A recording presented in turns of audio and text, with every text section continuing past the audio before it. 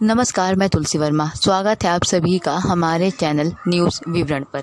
जैसा कि आप सभी को पता है कि इस समय देश में लॉकडाउन लगा हुआ है और इसी वजह से देश के सभी विश्वविद्यालय बंद हैं। विश्वविद्यालय बंद होने के कारण उनमें होने वाली वार्षिक परीक्षाएं तथा प्रवेश परीक्षाएं अभी तक पूरी नहीं की जा सकी हैं, जिसकी वजह से सभी विद्यार्थियों में एक चिंता बनी हुई है। उनके मन में कई सारे प्रश्न उठ रहे हैं। इन्हीं प्रश्नों के उत्तर प्राप्त करने के लिए हमने बात किया महात्मा गांधी काशी विद्यापीठ के कुलपति प्रोफेसर TN सिंह सर से। जी धन्यवाद। हाँ, तो सर इस टाइम लॉकडाउन चल रहा है और कई सारे जो हमारे विद्यापीठ के छात्र छात्राएं हैं उनके मन में कई सारे सवाल हैं। तो उनमें से जो कुछ सवाल है आज मैं आपके सामने प्रस्तुत करूंगी और उम्मीद है कि जवाब भी मिल ही जाएगा। जी बताएं। हाँ, तो सर सबसे पहला सवाल ये है कि परीक्षाएं होंगी या नहीं, क्योंकि जिस प्रकार उप मुख्यमंत्री जी ने कुछ अपनी जो है राय दी थी कि आप चाहे तो क्वेश्चन कम कर दीजिए, 3 शिफ्ट में एग्जाम कराइए या 2 घंटे का पेपर कीजिए, तो आप क्या कहना चाहेंगे? नहीं, हमारा स्पष्ट कहना है और इसके पहले भी कई माध्यमों पे मैं बोल चुका हूँ कि जब तक लॉकडाउन जो है समाप्त नहीं होता है, किसी भी निर्णय पे कि 2 घंटे का होगा, 3 घंटे का होगा, नहीं होगा, इसके ऊपर विचार करना अभी उचित नहीं है। क्योंकि हम जो भी प्लान करते हैं पता चलता है कि वो लॉकडाउन फिर से बढ़ गया, दूसरी बार बढ़ गया, तीसरी बार बढ़ गया, आगे बढ़ेगा कि नहीं बढ़ेगा इसके बारे में अभी चर्चा नहीं कुछ हो रही है। और सबसे बड़ी हमारे जो अभी एग्जाम, जैसे हमारे 40% एग्जाम हो गए हैं एनुअल के, अब उस एग्जाम के बीच में नए नियम से एग्जाम करने में वैधानिक दिक्कतें भी आ सकती है। जी सर। तो उसको भी संज्ञान में लेना है और कोई भी परिवर्तन करना तो उसको हमारे एग्जीक्यूटिव काउंसिल से, एकेडमिक काउंसिल से पास कराना पड़ेगा। तो वो हम लोग तभी निर्णय ले सकते हैं जबकि लॉकडाउन की समाप्ति की घोषणा सरकार कर दे और उसके बाद फिर हम देखें कि हमारे पास कितना समय है और उस समय को देखते हुए हम जो निर्णय ले सकते हैं कि प्रश्न पत्र घटेंगे, संख्या प्रश्नों की देने की समय अवधि जो है उसको भी कम किया जा सकता है क्या, और क्या उपाय हो सकते हैं। तो वो सारी चीजों का नियंत्रण तभी होगा, क्योंकि वो सबसे महत्वपूर्ण चीज है कि हमें समय कितना मिलता है। क्योंकि एक तरफ मुख्यमंत्री जी ये भी कर रहे हैं, दूसरी तरफ ये भी है कि क्वालिटी से कोई कम्प्रोमाइज नहीं करना है हम लोगों को। हाँ, तो वो भी एक विषय है। तीसरा विषय ये है कि बाकी चीजों में तो आप कुछ शॉर्टकट कर सकते हैं, प्रायोगिक परीक्षाओं के लिए क्या करेंगे। हाँ, तो ये कई विषय हैं जिनके ऊपर जो है सही निर्णय तभी हो सकता है और समुचित भी होगा कि हम लोग इंतजार करें कि लॉकडाउन समाप्त हो और उसके बाद कितना समय हमें मिलता है उसके अनुसार हम लोग एक स्ट्रेटजी तय करेंगे। दूसरा है कि बॉटम लाइन ये है कि विद्यार्थियों के हित को भी ध्यान में रखना है कि उनका समय न जाए। जो फाइनल ईयर के विद्यार्थी हैं उनका काम जो है हम लोगों को उनके प्रति ज्यादा चिंता है कि उनको यदि कहीं दूसरे विश्वविद्यालय में एडमिशन लेना है, किसी को कंपटीशन में जाना है, कई तरह के कोर्सेज हैं, BEd का एग्जाम होना है, तो वो ऐसा हमारा पहला प्रायोरिटी होगा कि फाइनल ईयर के विद्यार्थियों का एग्जाम करके उनको त्वरित जो है उनका रिजल्ट को निकालना है। बाकी जो हमारे फर्स्ट ईयर से सेकंड ईयर से थर्ड ईयर में बच्चे जा रहे हैं उनमें से कुछ हम ऑप्शन खोज सकते हैं, कुछ निर्णय ले सकते हैं कि भाई हम जो है कुछ एग्जाम ले करके कुछ बाद में ले, तो ये सोचा जा सकता है। लेकिन ये सारी चीजें जो है सभी हाइपोथेटिकल है, सब्जेक्ट टू ओपनिंग। अच्छा सर। तो सर दूसरा सवाल ये है कि विद्यापीठ में लगभग 9000 के करीब सीटें हैं, ठीक है, और उसमें जो नए परीक्षार्थी प्रवेश हेतु फॉर्म भरे हैं अभी तक 8000 के करीब हो पाया है और कुछ इच्छुक हैं उसमें फॉर्म भरने के अभी। लेकिन लॉकडाउन चल रहा है तो साइबर कैफे तो बंद है और कुछ विद्यार्थी ऐसे हैं जो कि फॉर्म नहीं भर पा रहे हैं और कुछ ऐसे जिनके पास सुविधाएं ही नहीं है, जो गांव से बिलोंग करते हैं, जो भी उनकी अपनी समस्याएं हैं। तो और विश्वविद्यालय द्वारा टोटल 13 मई तक का एक डेट दिया गया था। वो डेट में हम लोगों ने एक्सटेंशन कर दिया है, 25 कर दिया है। अच्छा, तो सर उस दौरान भी अगर लॉकडाउन, जैसा कि आपने कहा कि कोई जैसे मान लीजिए कि जैसे जैसे लॉकडाउन की अवधि बढ़ रही है उसके अनुसार हम एक्सटेंड करते जा रहे हैं। जी सर। अच्छा, अब यदि मान लीजिए कि फर्दर 17 के बाद में कोई सरकार की तरफ से कुछ निर्देश आता है बढ़ने का, तो निश्चित तौर पे आगे उसको हम लोग बढ़ाएंगे डेट को। लेकिन ये है कि लॉकडाउन समाप्ति के बाद भी हम पूरा 1 हफ्ते 10 दिन 15 दिन का समय विद्यार्थियों को फॉर्म भरने के लिए देंगे, जिससे जो भी विद्यार्थी चाहता है फॉर्म भरना और प्रायोगिक परीक्षा में सम्मिलित होना चाहता है वो वंचित ना।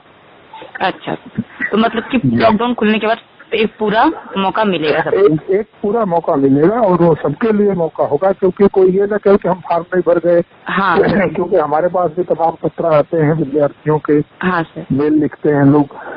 हाँ। और माध्यमों से पूछते हैं, तो मैं उनको भी यही स्पष्ट करता हूँ कि आप चिंता मत करिए, एक बार लॉकडाउन समाप्त हो जाएगा उसके बाद जब साइबर कैफे या तमाम जो आप लोग की डिफिकल्टी है भरने में, उसको देखते हुए समय अवधि बढ़ा दी जाएगी। अच्छा, और सर ये भी कहा जा रहा है कि जो परीक्षाएं हैं मतलब फाइनल ईयर के बच्चों की, हो सकता है उसे ऑनलाइन ही करा दिया जाए, और जिससे कि कुछ बच्चे अपने मतलब भी कोई ऑफिशियल घोषणा नहीं हुई है लेकिन कुछ बच्चे उससे नाखुश नजर आ रहे हैं, कुछ खुश नजर आ रहे हैं, तो इस पे आप सबसे देखिए मैडम, सबसे बड़ी दिक्कत है कि खुश और नाखुश जो है बिना निर्णय की स्थिति में आए हुए कि निर्णय क्या हुआ है, आप अपना दुख और सुख दोनों जाहिर करते, ये काल्पनिक ही चीज होगी। हाँ। जब ये निर्णय ही नहीं हुआ है कि ऑनलाइन परीक्षाएं होंगी तो उनको खुश या दुखी होना या कमेंट करना मैं का कोई औचित्य नहीं है। जब निर्णय होता तो उसके ऊपर आप प्रतिक्रिया देंगे कि निर्णय के पहले ही अपनी प्रतिक्रिया दे देगा कोई? नहीं सर, तो मुझे हास्यास्पद लगता है कि जो लोग कमेंट कर रहे हैं कुछ नहीं लिख रहे, अच्छा या खराब। सर आपने भी पढ़ा होगा कुछ लोगों का व्यू इस विषय पे? नहीं पढ़ा है, लेकिन मुझे तो हास्यास्पद लगता है। हाँ कि क्या एक पढ़ा लिखा व्यक्ति ऐसा सोच सकता है कि निर्णय नहीं आया उसके पहले जो है प्रतिक्रिया दे दे?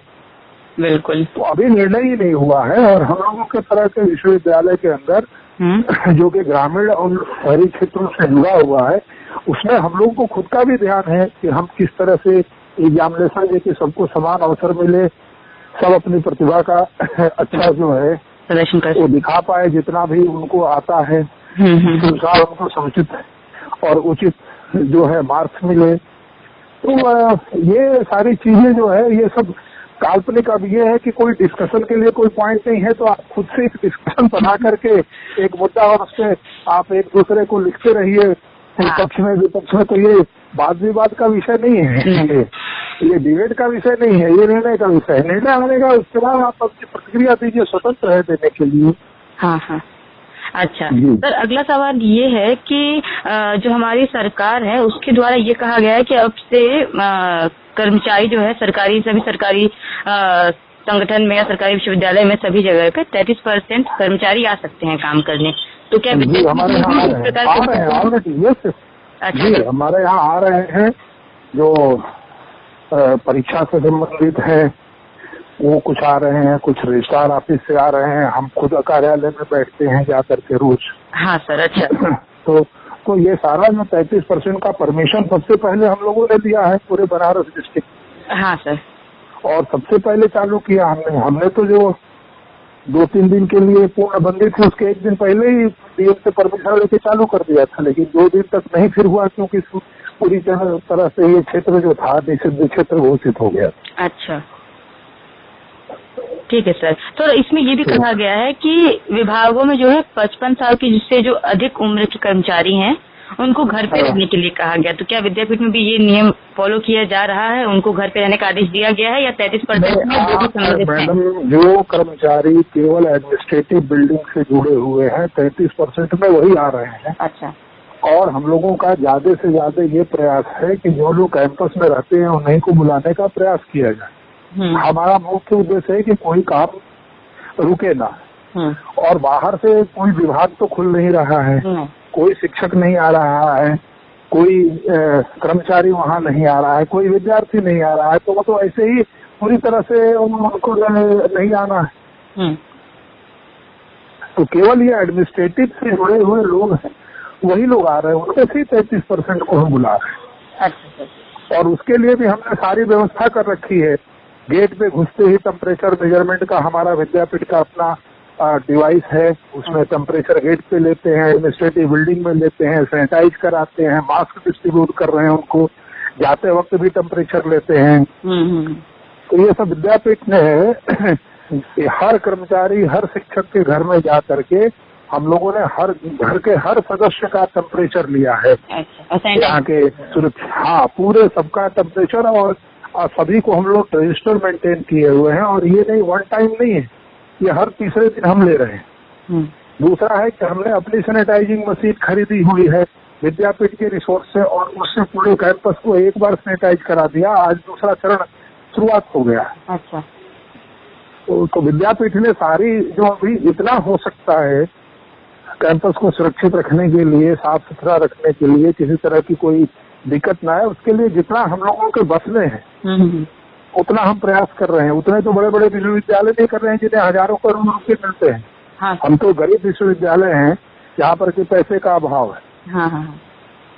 जी। अच्छा सर, आपने कहा कि टेम्परेचर सबका देखा जाए, तो सर यहीं से एक सवाल मिल गया कि क्या कोरोना पॉजिटिव कोई तो नहीं मिला?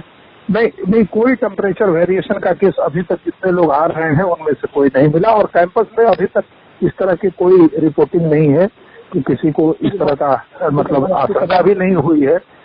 टेस्ट कराने की तो बात ही अलग है। सर एक कैंपस चारों तरफ से सील है, इसमें किसी को आने जाने की बाहर के लोगों की अनुमति नहीं है। हाँ सर, एक अच्छा ये निर्णय है विश्वविद्यालय प्रशासन द्वारा। सर इस टाइम जो सेमिनार यानी कि वेबिनार कराया जा रहा है, तो उसको लेकर भी कुछ विद्यार्थियों के पास जानकारी है, कुछ के पास नहीं है, तो क्या कहना चाहेंगे आपकी? क्योंकि अब देखिए, वेबिनार जो हो रहा है इसे ओपन टू ऑल है, क्योंकि कोई फीस तो लग नहीं रही है। नहीं सर। और उसमें देश विदेश से लेकर के तमाम, जैसे अभी 7 दिन का योगा का एक अंतर्राष्ट्रीय वेबिनार हुआ जिसमें ऑस्ट्रेलिया, स्पेन, इंग्लैंड, अमेरिका, तमाम जगह से लोग जुड़े रहे, वक्ता के रूप में भी जुड़े रहे, श्रोता के रूप में भी जुड़े रहे। तो ये तो ओपन है, जिनको रुचि है वो सुन सकते हैं, जिनको नहीं है, नहीं अटेंड करना चाहे, कोई बाध्यता तो है नहीं। हाँ, ये है कि जो लोगों ने अटेंड किया है उनको निश्चित तौर से ई सर्टिफिकेट हम लोग इशू कर रहे हैं। अच्छा सर। इसी तरह माइग्रेंट वर्कर के ऊपर 3 दिन का सेमिनार हुआ, उसमें भी राष्ट्रीय, अंतर्राष्ट्रीय, बांग्लादेश, नेपाल, तमाम जगह के श्रमिकों से जुड़े हुए सवालों के ऊपर बहस हुई। उसमें दिल्ली से भी कई लोग थे, जेएनयू के भी प्रोफेसर थे, दिल्ली यूनिवर्सिटी के प्रोफेसर थे, बड़ौदा के प्रोफेसर हैं, तो तमाम ऐसे चल रहे हैं। कल एक मैनेजमेंट इंस्टीट्यूट में होने जा रहा है। अच्छा सर।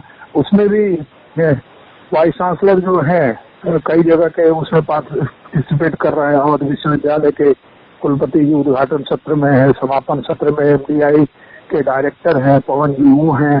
तो इस तरह से हम लोग काफी मदन दास हैं वहाँ से, दिल्ली यूनिवर्सिटी से, तो तमाम मैनेजमेंट से जुड़े हुए जो लोग हैं तो उसमें पार्टिसिपेट कर रहे हैं। अब उसमें रजिस्ट्रेशन का तो कोई नहीं है कि हम पैसे के अभाव में साथ नहीं ले पा रहे हैं, हमारे पास इतना नहीं है, तो उसमें पार्टिसिपेट करने के लिए ओपन है। उसमें कोई संख्या भी निर्धारित नहीं है कि इतने लोग रजिस्टर्ड हो गए तो अब हम नहीं लें। जी सर, लेकिन लोग के पास जानकारी नहीं पहुंच पा रही कि वो इस वेबिनार जानकारी देखिए, जो वेबसाइट देखिएगा महात्मा गांधी काशी विद्यापीठ के वेबसाइट को देखिए, उसमें पूरा फ्लैश होते रहता है 2-2 जगह। हाँ सर, वो तो है। पेज खुलते ही वेबिनार का एक लिंक बना हुआ है, उस पर क्लिक करते ही कि नया क्या है उसमें आएगा, और सारा जो है वहाँ पे वक्ता से लेकर के समय कि रजिस्टर कैसे करना है, क्या पासवर्ड है, सब कुछ दिया हुआ है। जी। तो वो बच्चों को थोड़ा तो जागरूक होकर देखना चाहिए। हाँ। और ये कहना कि किसी के पास डिवाइस नहीं है, ये सुनने में तो अच्छा लगता है कि हाँ बड़ा गरीब बच्चे हैं सब है, लेकिन मैं विश्वविद्यालय में 2 साल मेरे को हो गए। हाँ सर। आज तक मैंने किसी बच्चे को 25-30 हजार से नीचे के मोबाइल से बात करते हुए देखा नहीं है, रेयरली ही कोई होगा। जी सर जी। और सभी व्हाट्सएप, फेसबुक पर एक्टिव रहते हैं, लेकिन सेमिनार में आप अटेंड करने में बोलते हैं कि डिवाइस नहीं है, टेक्नोलॉजी नहीं है साहब। हाँ। ये तो अवसर का लाभ यदि नहीं लेंगे हम लोग टेक्नोलॉजी का, तो टेक्नोलॉजी बैठी तो रहेगी नहीं। तो ये तो पूरे देश में ये चल रहा है। अब कल ही कई सेमिनार हैं जिसमें तमाम लोग पार्टिसिपेट कर रहे हैं। अभी वहाँ से लखनऊ में एक है जिसमें 7 स्पीकर जो है विदेश से हैं, तो गवर्नर साहिबा उद्घाटन कर रही है, तो सारे लोग जो इतने उम्र दराज के हैं वो टेक्नोलॉजी पे आ गए हैं। तो हमारे विद्यार्थियों को तो इसमें आगे बढ़ चढ़ करके भाग लेना चाहिए और ये सीखने का अवसर है, इसको सीखना चाहिए। मैं तो ऐसा अपील करूंगा कि जो नहीं जानते वो सीख लीजिए। अच्छा, हाँ। क्योंकि आने वाला जो समय है वो इन्हीं सब चीजों का समय है। जिस तरह से ये चीजें बढ़ रही है, ऐसा नहीं है कि लॉकडाउन समाप्त हो जाएगा तो सारी समस्याएं समाप्त हो जाएगी। कोई ये बाढ़ और सूखा का प्रश्न नहीं है, ये वायरस है। इस वायरस का जब तक कोई निदान नहीं निकलता है तब तक आपको अपने से खुद से अपने को बचाना होगा और दूसरे को भी बचाना होगा और इसी पद्धति पे चलना होगा। जी सर। जी सर, अभी ये कि जब प्रधानमंत्री राहत कोष में दान देने की बात आई थी तो हमारे प्रधानमंत्री राहत कोष में जब दान देने की बात आई थी तो हमारे विश्वविद्यालय द्वारा भी कुछ धनराशि दी गई थी। तो सर, इसके लिए तो पूरा प्रशासन बधाई का पात्र है और हम सबको खुशी हुई कि हम एक ऐसे विश्वविद्यालय का हिस्सा हैं जो कि ऐसे समाज के कार्यों में बढ़ चढ़कर भाग लेता है। जी जी, धन्यवाद आपको। बिल्कुल सबके सहयोग से हो रहा है जो भी हम लोग कर रहे हैं सामाजिक कार्य। हाँ जी जी, ठीक है सर। तो बहुत थैंक यू सर, शुक्रिया आपका समय देने के लिए। जी, थैंक यू।